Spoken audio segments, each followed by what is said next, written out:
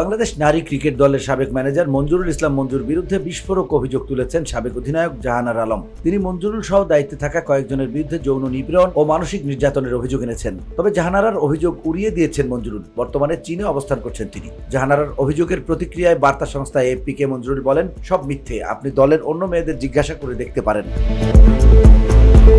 এছাড়া নিজের ফেসবুক অ্যাকাউন্টে এক পোস্টে নিজের প্রতিক্রিয়া জানিয়েছেন মঞ্জুরুল। তিনি লেখেন, বৃহস্পতিবার একটি ইউটিউব চ্যানেলে দেয়া সাক্ষাৎকারে জাতীয় নারী দলের সাবেক অধিনায়ক জাহানারা আলম আমার বিরুদ্ধে কিছু গুরুতর অভিযোগ তুলেছেন। এরপর থেকে দেশ বিদেশের সাংবাদিক ভাই বোনেরা থেকে শুরু করে শুভাকাঙ্ক্ষী সবাই আমার বক্তব্য জানার চেষ্টা করছেন। এই বিষয়ে আমার নীরবতা নিয়েও প্রশ্ন উঠছে।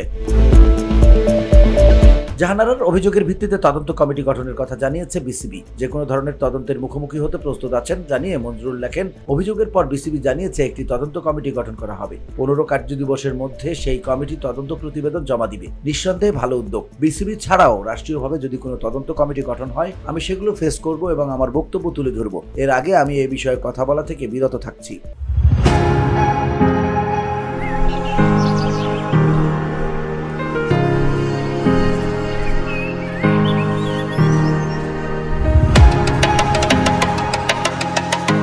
তিনি আরো লেখেন, তদন্ত কমিটির প্রতিবেদন প্রকাশের পর প্রকৃত সত্য সবার সামনে আসবে আশা করছি। সে সময় পর্যন্ত অনুমান বশত কোনো তথ্য প্রকাশ না করার জন্য সবার কাছে বিনীত অনুরোধ করছি। তদন্ত কমিটির প্রতিবেদন প্রকাশের পর আমি সবার সঙ্গে কথা বলবো।